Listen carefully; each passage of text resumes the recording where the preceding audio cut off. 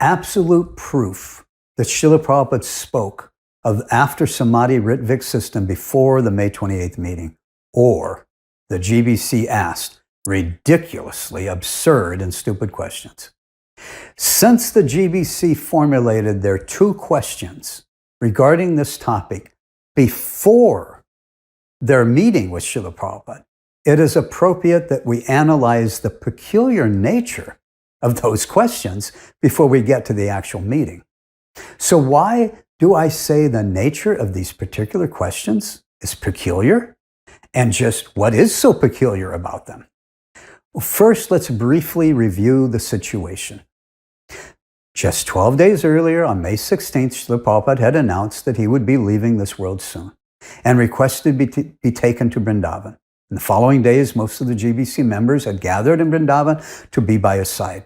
On the 22nd of May, he gives the dictation of the draft for his last legal will. Then the GBC members meet and come to an agreement on what topics they need to seek his final instructions on before he leaves. On May 23rd, they had asked Tamal to go in and ask Srila Prabhupada if he's going to select a successor guru.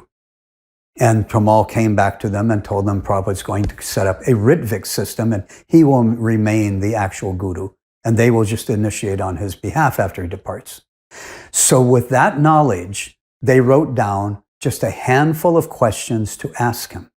And regarding the issue of initiations and gurus, as Gauridas Pandit has long stated that, as I just said, that prior to the meeting, Tamal had gone in and asked, and Prabhupada said he would soon create this Rtvik Acharya system. And so, where he remains the initiating guru even after he departs. Most of the GBC they've rejected that took place. So let's look at the nature of these 2 questions and analyze them from both perspectives. That is, we're going to analyze them based on the premise that Srila Prabhupada had not discussed setting up an ongoing Rtvik system for after he departs before this meeting. And then we will analyze these questions on the basis that he had. First, we will assume that Srila Prabhupada had not said anything of setting up an ongoing Rtvik system. Given the fact that Srila Prabhupada had announced that he would be leaving us soon, then what would have been the number 1 question on the senior devotees' minds regarding this issue of gurus and initiations for after Prabhupada departs? Well, most vividly obvious would be the question of who will be the next guru. As I said, that's what, according to Gauridas Pandit, the GBC had asked Tamal to go in and ask Srila Prabhupada on May 23rd. Who will be the next guru, Srila Prabhupada? Who will you select? So that would have been their number 1 question.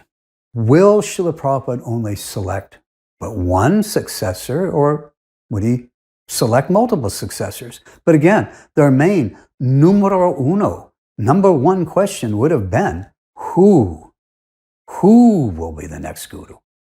Yet when we look at the questions the GBC chose to ask, well, this is why I say the nature of these questions is so quite peculiar, and quite obviously so.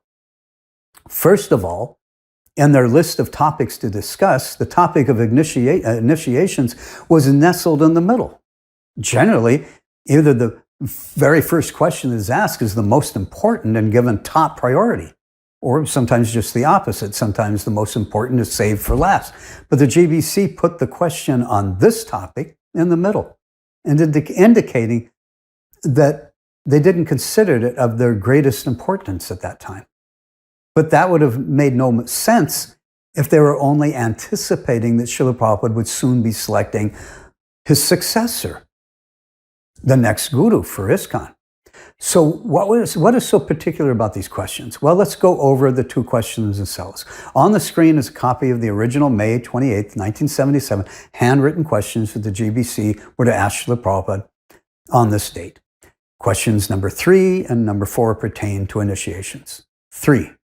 In the absence of Srila Prabhupada, what is the procedure for the first, second, and sannyasa initiations?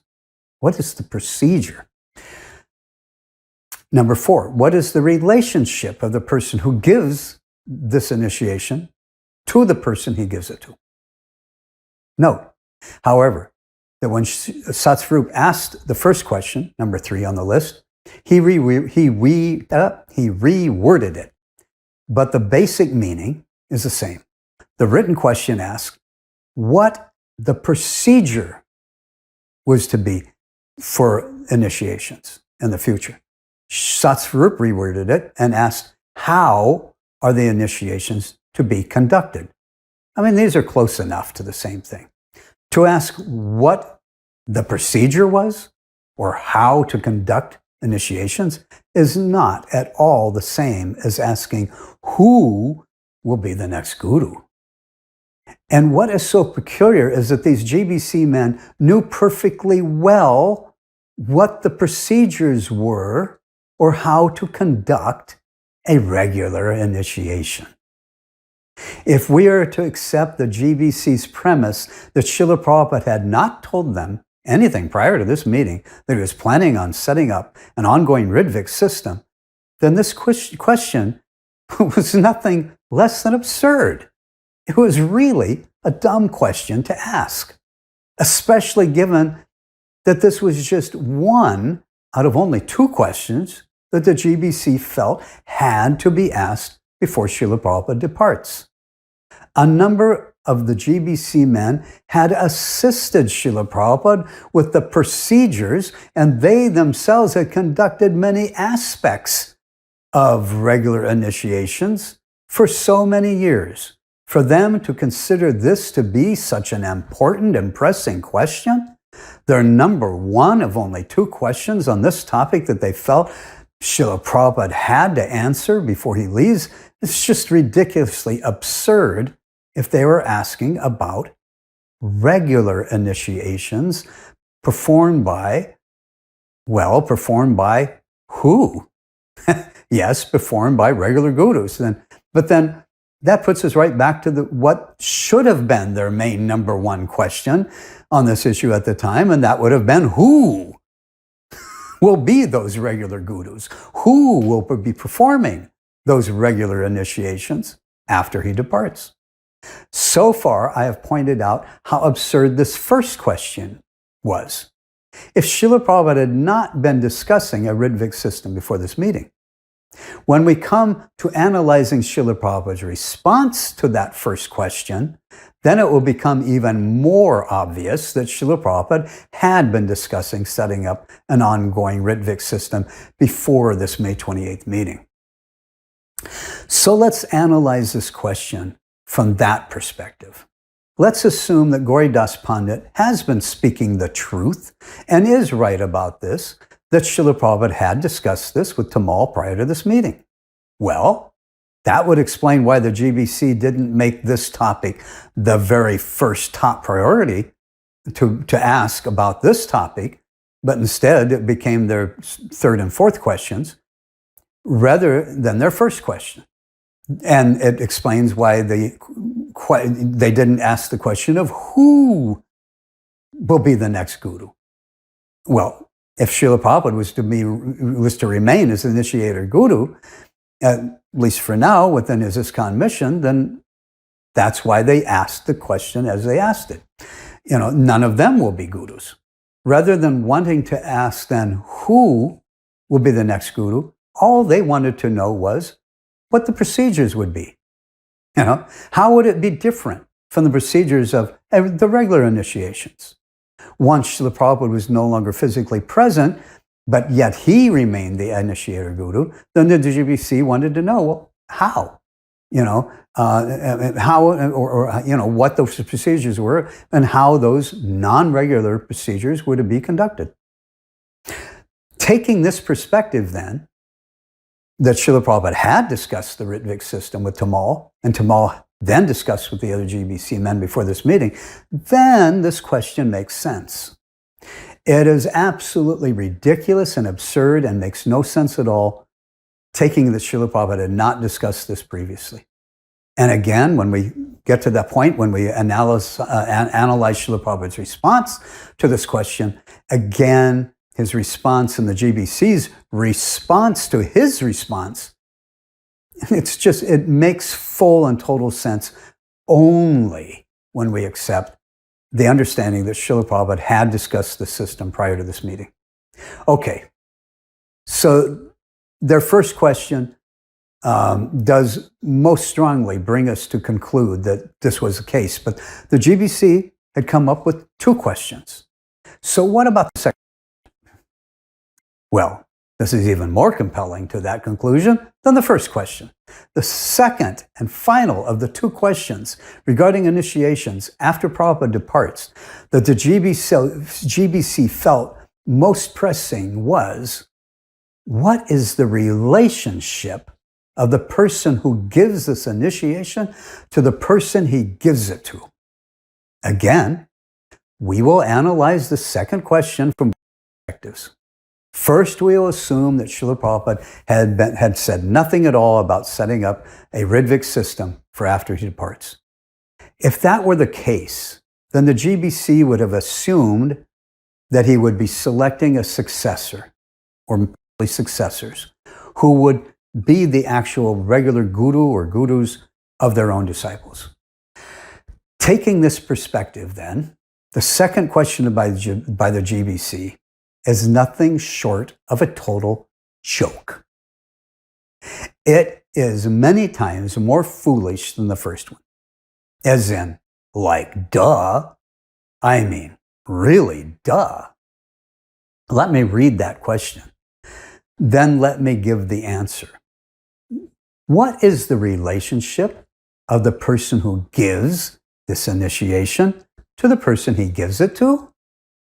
Now, bear with me for a minute or two, because I just can't resist. I've got to have a little fun with this. Remember, we are taking the perspective that His Divine Grace has not said anything about setting up a Rtvik system, whether before or after he departs.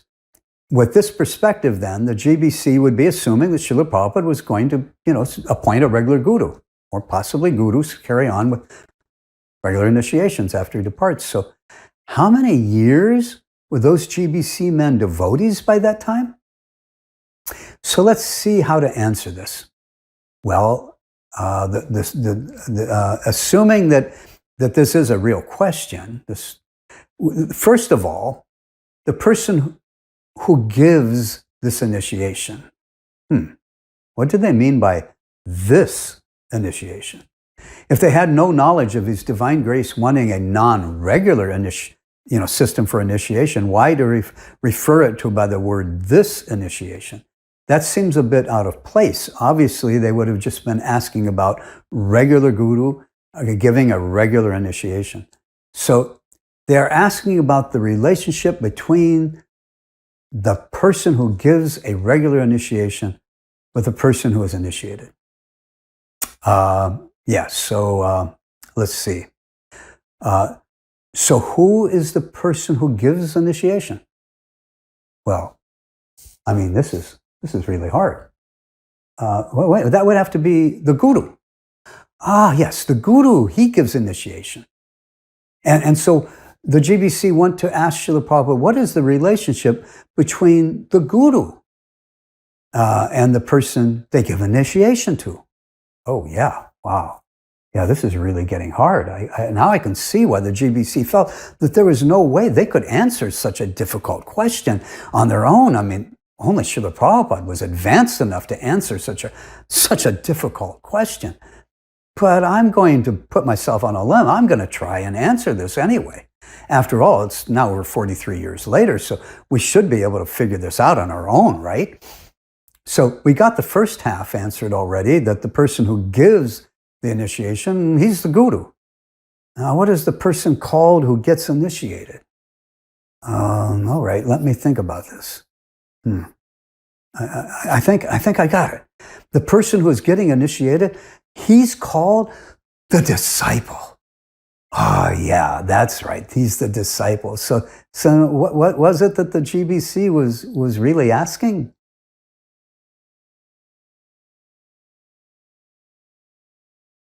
what was this second of only 2 questions on this topic that they felt was just no way that they would be able to answer this on their own, that only His divine grace could answer?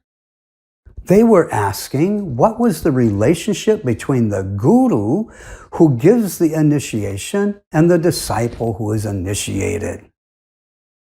Well, wait, that's not such a hard question. The relationship is that the guru is the guru of the disciple he initiates, and the disciple is the disciple of the guru who initiates him. Well, duh. I mean, really, duh. The relationship is that the guru is the guru and the disciple is the disciple. They have a guru and disciple relationship. Really? This was the second of only 2 questions that the GBC could come up with that they felt only Srila Prabhupada could answer? This question is dumber than ridiculous. This question is dumber than absurd. This question is dumber than dumb. Why would the GBC ask such a ridiculously dumb and absurdly simplistic question? Keep in mind that the GBC wrote these 2 questions down before they went into the meeting with Srila Prabhupada that day. So if we assume that this perspective that Srila Prabhupada had not discussed, had not said anything to them prior to this meeting about any Rtvik system, then this is a real dumber than dumb question to be asking. In this scenario, the GBC would not have been asking about the relationship of the Ritviks who perform the ceremonies and those who are being initiated, because according to this scenario, according to what the GBC have been saying, Srila Prabhupada had not spoken of Rtvik system before this meeting. Yet these 2 questions are written down before the meeting. So obviously, these 2 questions alone provide ample evidence that Srila Prabhupada had discussed his plan to select Rtvik acharyas who, after he departs, would perform the initiation ceremonies on his behalf, before these men had decided upon and wrote down these 2 questions. And to add even more final evidence is the response that Srila Prabhupada gave to the first question. We'll get to that when we get into, after we hear the actual recording. So let's look at this second question with the perspective that Srila Prabhupada had indeed told Tamal that he was planning on setting up this ongoing Rtvik system, and that Tamal Krishna relayed that message to at least some of the other GBC men. Well, although the question can be much better understood what the GBC were then attempting to ask, the problem is they didn't word the question properly or clearly enough. And worse, Satsvarup changed one word that made his asking of this question even less concise as to what they were really intending to ask. Following this perspective, however, what is obvious is that the GBC were trying to ask what the relationship was, if there was to be any special relationship at all, between the Rtvik priest who performs the ceremonies of the initiation on behalf of Srila Prabhupada and those who are being initiated.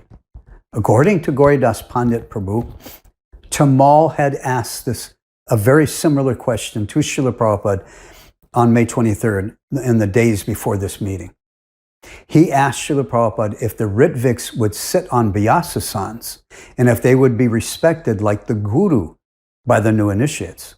Srila Prabhupada said no, and pointed out that for the Ritviks to receive special status, that it would breed jealousy amongst the disciples.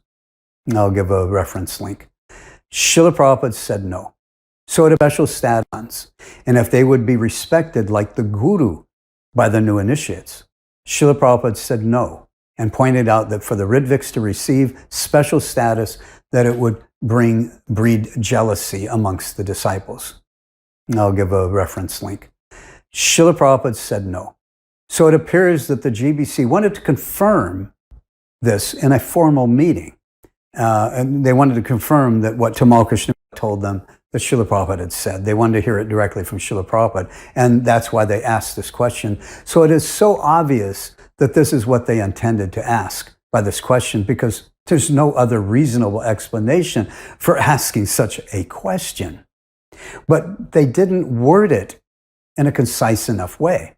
And because of that, the question can easily be taken to be asking something totally different, especially with the one word that Satsvarup changed when he asked the question. What the GBC had written down, or what was written down prior to the meeting, was, number 4, what is the relationship of the person who gives this initiation to the person he gives it to? But the way Satsvarup started to ask the question was, what is the relationship of the person who gives the initiation? Not this. Okay, all that he did was change the word this to the word that, the. It may not seem to be a big deal, but that one change could very well have easily changed how Srila Prabhupada understood the question. The GBC were wanting to ask about the Ritviks. They were, if they would have any special relationship with the ones who were being initiated. Therefore, they weren't referring to a regular initiation and weren't referring to the regular guru of a regular initiation. There were, where there were no Ritviks. Therefore, the word this, as in this initiation, signifies that the GBC are not asking about a regular initiation, but are specifically referring to this, the non-regular, or the Ritvik system of initiation. But if that was what they were really meaning to ask, then why didn't they just ask the question directly? For example, why didn't they just ask, what is the relationship of the Rtvik Acharya who performs the initiation ceremony and the person who is being initiated? Well, that's a good question. Why didn't they ask the question like that? The only likely explanation I could give is that the term Rtvik Acharya was it was just a totally unheard of term. You won't find it in the Veda base. Srila Prabhupada had never used that term before. The first time Tamal Krishna had heard it was in the meetings he held with Srila Prabhupada prior to this meeting. But the only time the other GBC men had heard that term was from Tamal Krishna. Since they had never heard that term used by Srila Prabhupada directly before, they just weren't probably sure that Tamal got it right. So they decided to keep their question as general as possible. And so they just asked about this initiation, this different sort of procedure, of initiation procedure. What were the procedures of this different sort of initiation? And what, if any, were the special relationships that that person who's going to give those initiations, this initiations, what would they have some special relationship with those who are initiated? But when Satsvarup asked the question, he accidentally changed the word this to the, which could easily be mistaken that he was just asking about the regular aspects of the initiation, not the Ritvik, different, this aspect. More about this when we analyze the actual meeting. So here before the meeting, the GBC men met and came up with only these two questions about such a major issue as this. And,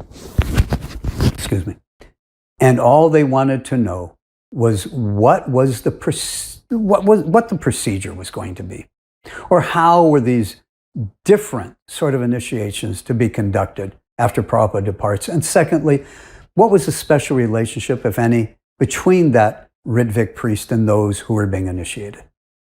This is the only way that these two questions make any sort of sense at all. And as we will soon see, it is the only way Srila Prabhupada's response to the first question makes any sort of sense at all. When we try to pretend that Srila Prabhupada hadn't spoke of the Ritvik system prior to this meeting and the GBC had no knowledge of that, then the very nature of these questions becomes absurd and it makes no real sense. Therefore, I find these evidences to be conclusive and provide solid proof that Srila Prabhupada had, for a proven fact, discussed setting up this ongoing Ritvik system before the GBC met with him on May 28th. Because His Divine Grace was in very poor health, bedridden, and weak, During this meeting, not in this last 2 minute, not in this 2-minute section that deals on this topic, but later on in the full meeting, we find that at one point Srila Prabhupada complains that the microphone was going into his mouth. And he even made a joke about it. According to the Veda-based transcript, Bhavananda was the one holding the mic. So it would appear that Srila Prabhupada must have been in the bed, lying down, was very weak. And during the meeting, we've seen videos. And so Bhavananda was holding the microphone above his mouth, but kind of, wasn't paying attention, I guess. And the microphone was going into Srila Prabhupada's mouth anyway. So Prabhupada was holding large meetings. Prabhupada's personal secretary, Tamal Krishna, was acting as Srila Prabhupada's gatekeeper at Dwarpala, gatekeeper in Sanskrit. It's totally understandable that in such a weak condition, that when Srila Prabhupada wanted to introduce something as major as this, he would have began privately by telling his personal secretary, knowing that Tamal, just one second, as a GBC, would then inform the other GBC members, and that after the GBC members discuss this, then a few of them can come and discuss questions that they have about this Rtvik system. This meeting was the GBC's opportunity to ask questions on this issue that they felt were most important to be settled. And that is what took place. Therefore, the only honest and intelligent way to now analyze the actual meeting is with this understanding. What real difference does this all make? Significant difference. It shapes the way that we can now understand the nature of these questions that the GBC were asking. And it gives us a much more meaningful insight into Srila Prabhupada's responses to those questions.